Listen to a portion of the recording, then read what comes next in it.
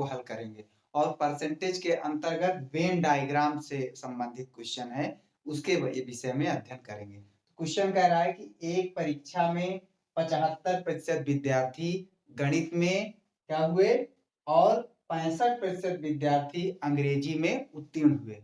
कोई एग्जाम था, कोई परीक्षा थी जिसमें 75%, मान लीजिए 100 विद्यार्थी थे तो 75 विद्यार्थी गणित में पास हो गए। उत्तीर्ण का मतलब पास हो गए। और अंग्रेजी में 65% विद्यार्थी उत्तीर्ण हुए। 100 विद्यार्थी थे अंग्रेजी में और उसमें से 65 विद्यार्थी क्या हो गए, उत्तीर्ण हो गए मान लीजिए। तो वही कह रहा है कि एक परीक्षा में 75 विद्यार्थी गणित में और 65 विद्यार्थी अंग्रेजी में उत्तीर्ण हुए।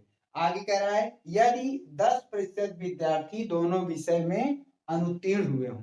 10% विद्यार्थी अनुत्तीर्ण का मतलब फेल हो गए, अर्थात अंग्रेजी में भी फेल हो गए और गणित में भी फेल हो गए। तो 10% विद्यार्थी दोनों विषय में क्या हुए हैं, अनुत्तीर्ण हुए हैं। तो ज्ञात कीजिए कितने प्रतिशत विद्यार्थी दोनों विषय में उत्तीर्ण हुए। तो हमें ये पता करना है कि दोनों विषय में, मतलब गणित में और अंग्रेजी में, दोनों विषय में कितने प्रतिशत विद्यार्थी उत्तीर्ण हुए, यही क्वेश्चन हल करना है। तो इधर हम ग्राफ बना दिए हैं आपका। ये जो ग्राफ है, बॉक्स मैंने जो बनाया है, ये अपने में टोटल कितना परसेंट होगा, कोई चीज अपने में 100% होती है तो ये बॉक्स 100% को क्या करेगा, दर्शाएगा। अब एक एक बात समझते जाएंगे। ये एक सर्कल है और एक सर्कल ये है, दो वृत्त मैंने बनाया है, एक वृत्त गणित का और एक वृत्त मैथ का। तो क्वेश्चन क्या कह रहा है कि एक परीक्षा में 75% विद्यार्थी गणित में उत्तीर्ण हुए हैं। तो गणित में जो है कितने प्रतिशत विद्यार्थी हुए हैं, 75%। तो हमने यहाँ पर मैथ्स में 75% विद्यार्थी क्या हुए, मैथ्स में उत्तीर्ण हुए हैं। अब ये सर्कल किसको दिखा रहा है, ये पूरा सर्कल मैथ्स को, गणित को। ये पूरा वृत्त जो है गणित को दर्शा रहा है, ये 75% है पूरा। और 65% इंग्लिश में। अब हम यहाँ पर इंग्लिश लिख दिए और इंग्लिश में कितने प्रतिशत, 65%। अंग्रेजी में 65% विद्यार्थी क्या हुए, उत्तीर्ण। उत्तीर्ण का मतलब पास हुए। अब फिर अब यहाँ पर एक चीज और समझना है। अब जब ये क्वेश्चन कह रहा है कि मैथ्स में उत्तीर्ण हुए, तो ये पूरा मैथ्स का है ना, तो इसमें मैथ्स में उत्तीर्ण प्लस जो हम करेक्ट का मार्क लगाए उत्तीर्ण को दर्शा रहा है। अब इसमें क्या, ये वाला जो ग्राफ है यहाँ पर, क्या ये अंग्रेजी का है, इसमें अंग्रेजी है, इंग्लिश है, नहीं है, तो कट कर देंगे। तो मैथ्स में उत्तीर्ण, अंग्रेजी में अनुत्तीर्ण। ये वाला किसको दर्शा रहा है, अंग्रेजी को। तो यहाँ पर अंग्रेजी में उत्तीर्ण, लेकिन मैथ्स में क्या है, अनुत्तीर्ण है। क्यों, क्योंकि इसमें मैथ्स थोड़ी ना, इसमें अंग्रेजी का ही पूरा भाग है। तो अंग्रेजी में पास है, अंग्रेजी में पास उत्तीर्ण, और मैथ में अनुत्तीर्ण, अर्थात में मैथ है ही नहीं ना। तो अब इस वाले में मैथ्स में उत्तीर्ण, अंग्रेजी में अनुत्तीर्ण। अब ये जो बॉक्स दर्शा रहा है, इसमें देखिए कॉमन है, ये बॉक्स जो ये वाला है सर्कल का कॉमन वाला, ये वृत्त वाले का भी इसमें आ रहा है, इस वाले मैथ्स वाले का पार्ट भी है और इसमें ये है अंग्रेजी का है, अर्थात इसमें दोनों कॉमन है। इसका मतलब ये क्या किसको दिखा रहा है, मैथ्स में भी उत्तीर्ण और इसमें अंग्रेजी में भी उत्तीर्ण।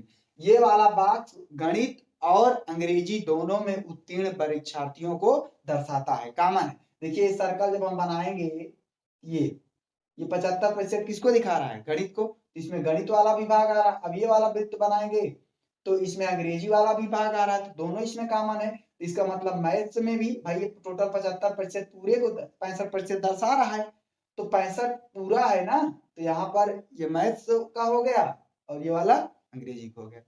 अब क्वेश्चन में आगे क्या कह रहा है, यदि 10% विद्यार्थी दोनों विषय में अनुत्तीर्ण हुए हैं, अनुत्तीर्ण का मतलब फेल, तो फेल वाला बाहर रहेगा, ठीक है ना, फेल वाला यहाँ पर रहेगा, अर्थात मैथ्स में भी फेल और अंग्रेजी में भी फेल। कितने प्रतिशत, 10%। ये मैंने एरो बनाया है। 10% विद्यार्थी इसमें मैथ्स में भी और अंग्रेजी में भी क्या हुए हैं, अनुत्तीर्ण हुए। अब हमें निकालना क्या है, निकालने ज्ञात कीजिए कितने प्रतिशत विद्यार्थी दोनों विषय में उत्तीर्ण हुए। यह यहाँ वाला कितने प्रतिशत विद्यार्थी दोनों विषय में उत्तीर्ण हुए हैं, यही मुझे निकालना है। तो यहाँ पर हम क्या कर देंगे, हमें नहीं मालूम है इसको, हम 100% मान लिए। मान लिया मैंने दोनों विषय में कितने कितने विद्यार्थी उत्तीर्ण हुए, x%। हमने यहाँ पर क्या लगा दिया, x% लगा दिया, ठीक है ना।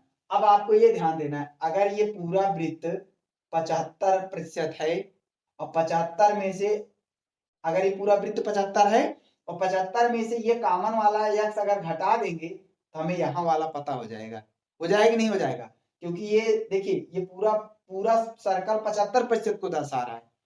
और तो अब ये x अलग से 75 में ही x है, तो अगर 75 में से x को निकाल देंगे तो ये जो कॉमन नहीं है ये वाला मुझे पता चल जाएगा। तो ये वाले बात का जिसमें मैथ्स में उत्तीर्ण लेकिन अंग्रेजी में अनुत्तीर्ण, ये वाला बाक्स कितने को दर्शाएगा, कितने को दर्शाएगा, तो 75 से -x कर दिए, तो मैथ्स में उत्तीर्ण अंग्रेजी में अनुत्तीर्ण कितने को दिखा रहा है, 75 - x% को दिखा रहा है। किसको दिखा रहा है, 75 - x%। ऐसे ही इंग्लिश में ये सर्कल जो है पूरा 65% है, ठीक है।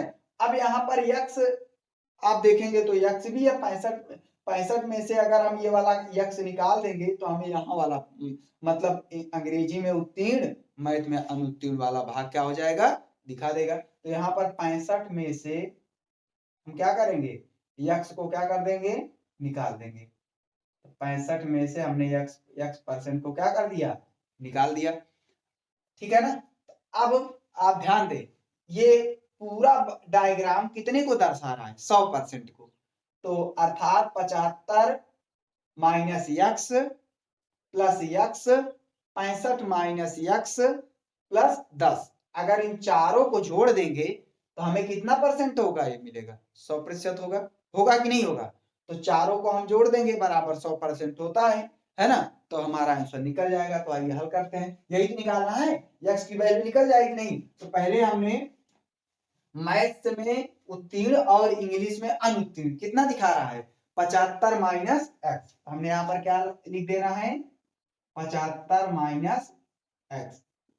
मैथ्स में उत्तीर्ण अंग्रेजी में अनुत्तीर्ण, फिर उसके बाद मैथ्स और गणित और अंग्रेजी दोनों में उत्तीर्ण कितना, x%। तो हमने यहाँ पर क्या लिख दिया, x%। फिर प्लस अंग्रेजी में उत्तीर्ण मैथ में अनुत्तीर्ण कितना, 65 - x%, कितना, 65 - x%। फिर प्लस मैथ्स में भी फेल और अंग्रेजी में भी फेल, इंग्लिश में और मैथ्स में दोनों में अनुत्तीर्ण कितना, 10%। हमने यहाँ पर क्या लिख देना है, 10%।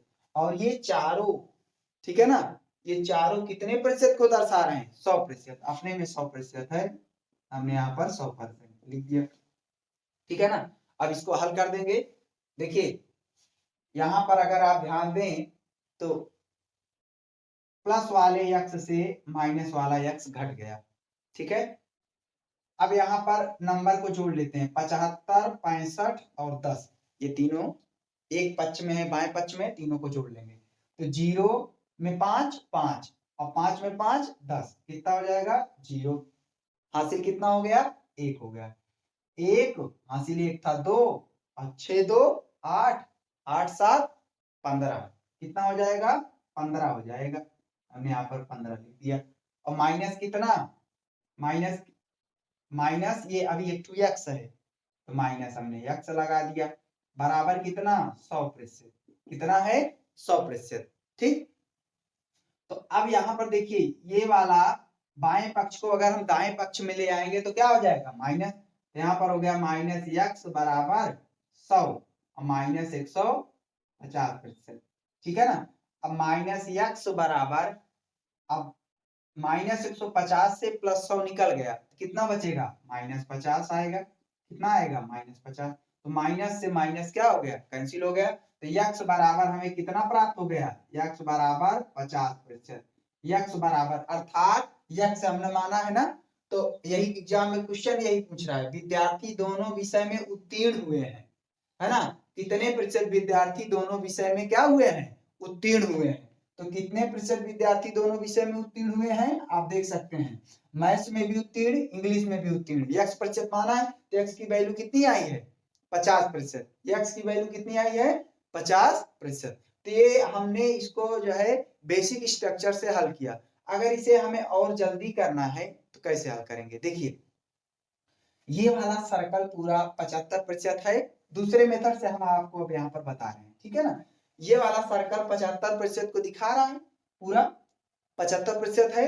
और मैथ्स वाला और इंग्लिश का कितना है 65%। तो 75% अगर हम जोड़ रहे हैं तो ये जो कॉमन वाला है एक बार जुड़ रहा है, फिर 65% भी लिख रहे हैं तो फिर एक बार जुड़ जा रहा है। तो यही कॉमन वाला 2 बार जुड़ जा रहा है, ठीक है ना। तो ये और ये 2 बार जुड़ जा रहा है। तो अगर हम इसको और ये 75% 65% और जो 10% अनुत्तीर्ण है, तीनों को अगर हम क्या कर दें जोड़ के 100 से घटा देंगे, क्योंकि ये टोटल 100% को दिखाता है।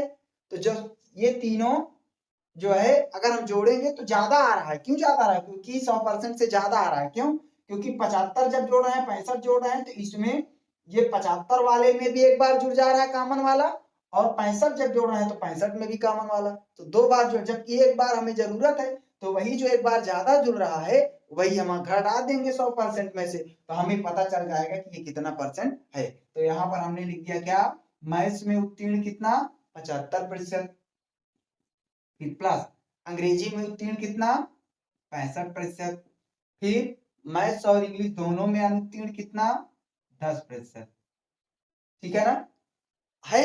अब यहाँ पर हम जब तीनों को जोड़ रहे हैं तो ये 100 से ज्यादा हो रहा है, तो हम इसमें 100 पहले निकाल देंगे। 100% अपने में होता है, तो ये 2 बार जुड़ने की वजह से ज्यादा हो रहा है, तो हम यही घटा देंगे तो हमें जो ज्यादा हो रहा है वही पता चल जाएगा। यही निकालना भी है, तो आप जोड़ लीजिए। देखिए 0 5 5 10 0 हासिल, 1 7 6 13 14, तो ये था 15, 150। 150 माइनस 100% बराबर कितना आएगा, 150 से 100 घटा देंगे 50%। तो इस तरीके से आपने देखा कि कैसे जो है हमने इसे ट्रिक से, या ट्रिक क्या है, आप एक आपका माइंड थोड़ा सा काम करना चाहिए, आंसर फास्ट आ जाए। इसमें थोड़ा सा लेंदी है, समय लग जाएगा, लेकिन बेसिक स्ट्रक्चर आपको आएगा तभी ट्रिक वाले से आप अच्छे से बेहतर तरीके से समझ पाएंगे। तो आप कैसे हल किए भाई, फिर से देख लीजिए। ये वृत्त जो है अपने में कितना है 75% है ये, ठीक है ना, उत्तीर्ण हुए हैं। तो हम जब जोड़ रहे हैं 75 तो एक बार ये जुड़ जा रहा है इधर का।